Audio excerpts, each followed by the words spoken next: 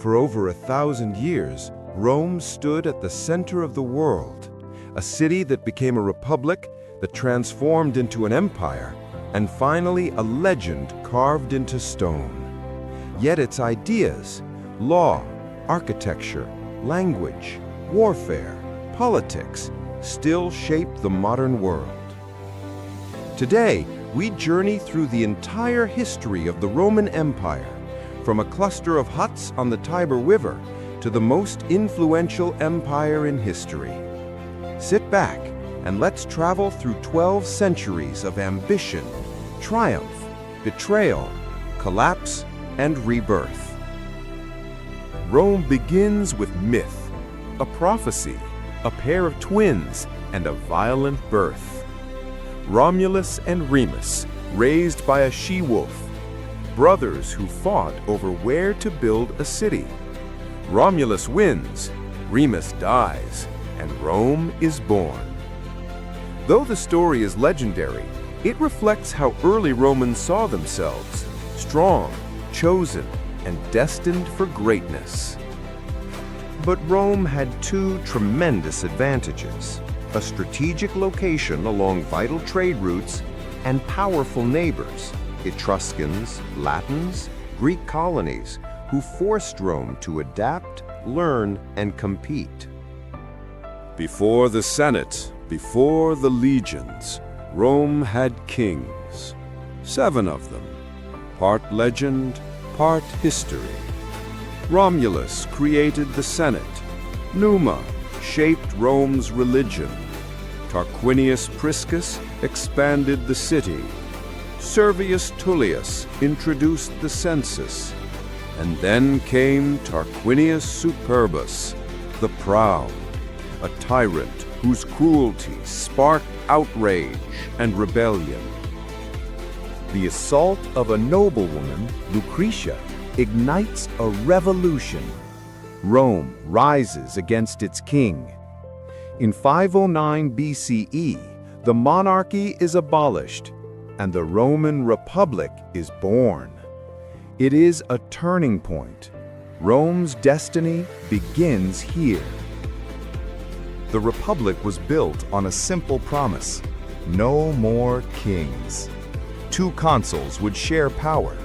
A Senate would guide the state. Assemblies allowed citizens a voice, though the elite held the real influence. This system wasn't modern democracy. It was a competitive arena where powerful families battled for honor, status, and military glory. And because political careers required military success, Rome became a society always ready for war.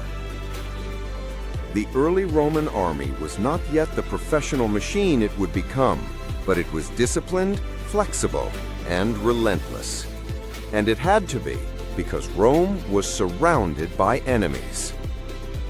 To rise, Rome first had to conquer Italy.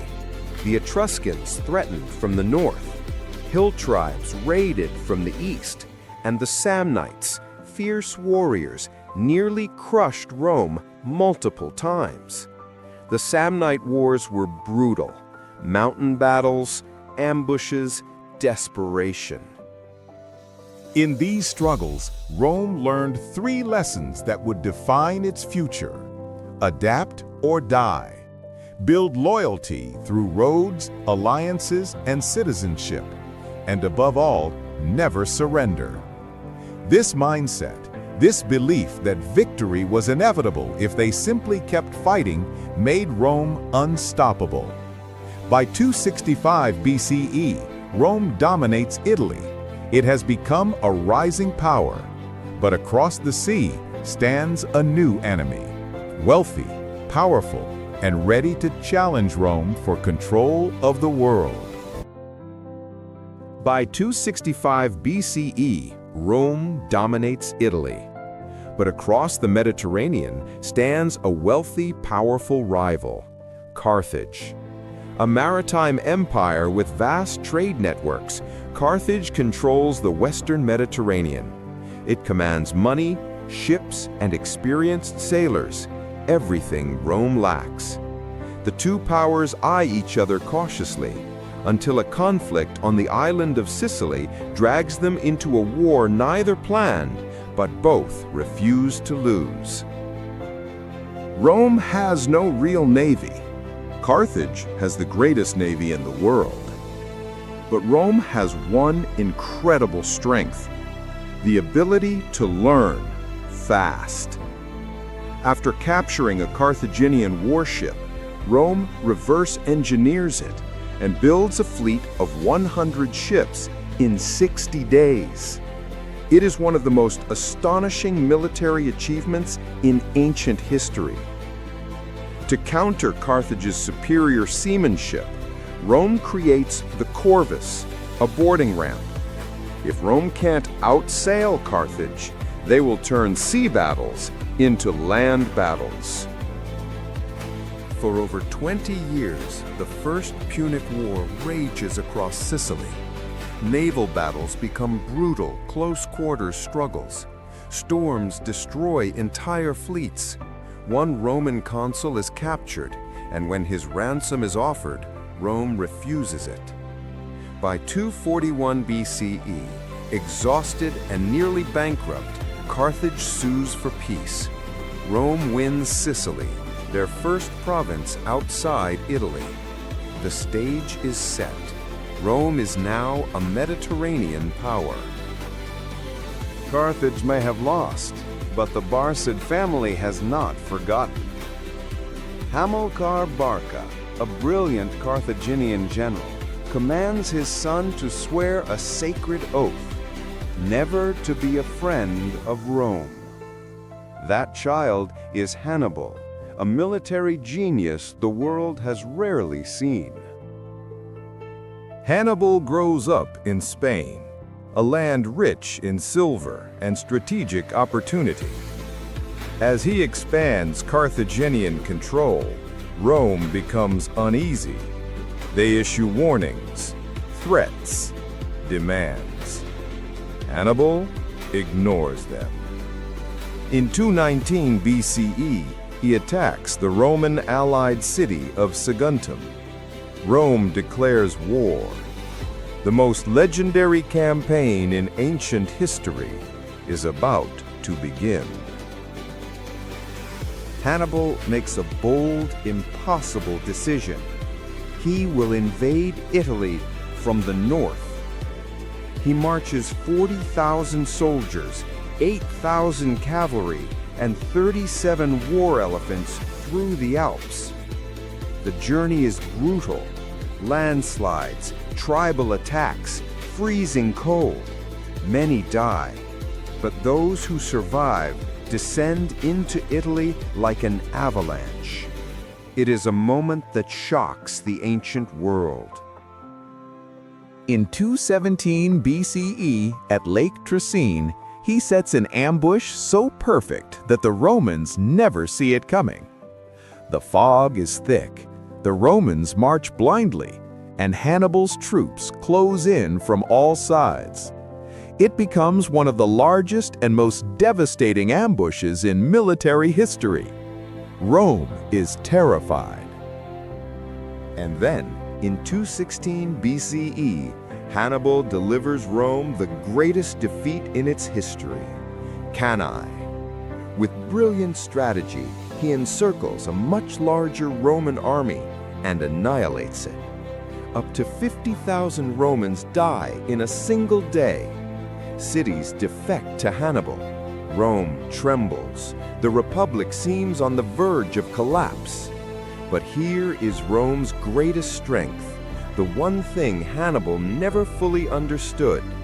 They will not surrender. Not now, not ever. Hannibal has crushed Rome's armies at Cannae. Tens of thousands lie dead. Rome's allies defect. The Republic looks finished. But Rome does something extraordinary. They do not negotiate. They do not surrender. They do not even consider peace. Instead, they raise new armies, tighten discipline, and prepare for a long, brutal war of attrition. Rome turns to a cautious general, Quintus Fabius Maximus.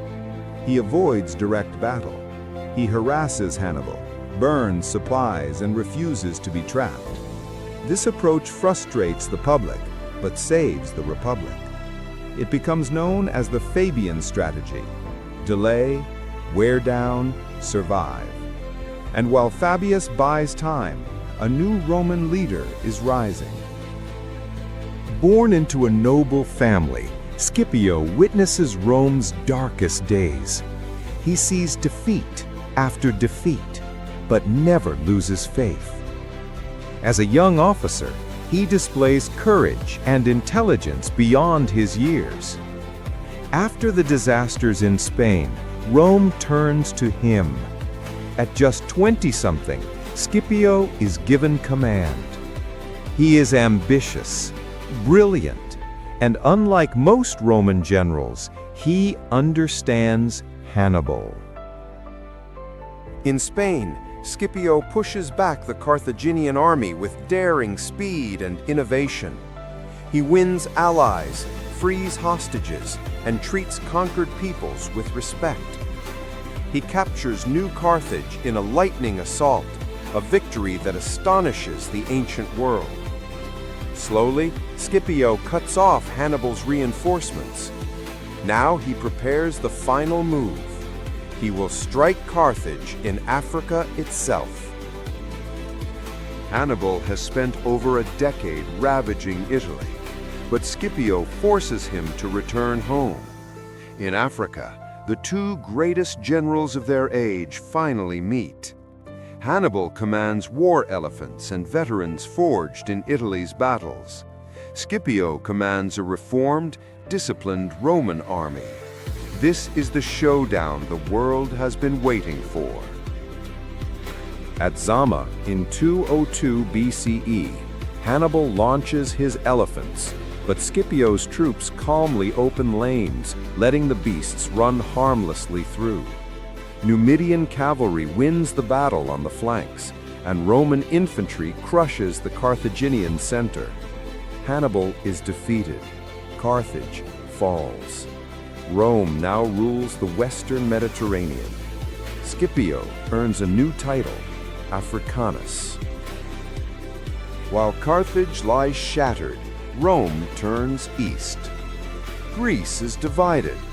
City-states, Hellenistic kingdoms, and old rivals vying for power. Rome intervenes, first as a liberator, then as a conqueror. They defeat Macedon. They defeat the Seleucids. They force Greek cities into Roman alliances. The Mediterranean becomes a Roman lake. By the mid-2nd century BCE, Rome is the dominant power of the Mediterranean. Victory has brought wealth, influence, confidence, but it has also brought corruption, inequality, and political rivalry.